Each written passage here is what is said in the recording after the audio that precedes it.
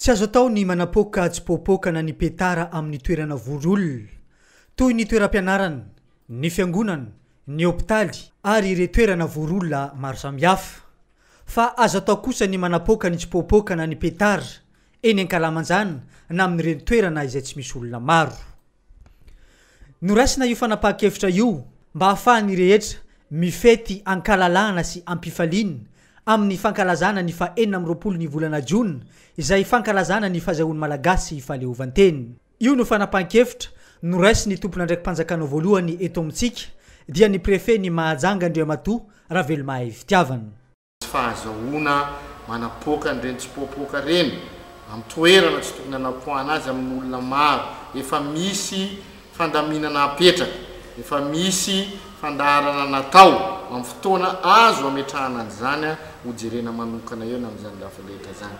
Fa mbola mamerina fanetanana amintsika rehetra mba ankalaza ampilaminana sy mamendrika azy ny fahafito amin'ny 20 taona ny nahazahoana ny fahaleovantena malagasy ka dia mirary ho tratrany zany ary anao an'izany fety sambatra zany ho antsika malagasy.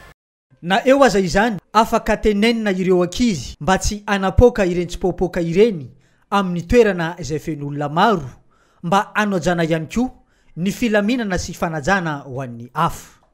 Ny tanjona moa dia mba anaovan'ny rehetra fety milamina sy fety sambatra amin'ny fankalazana sy fahatsiarovana nazahoany malagasy fahaleovantena.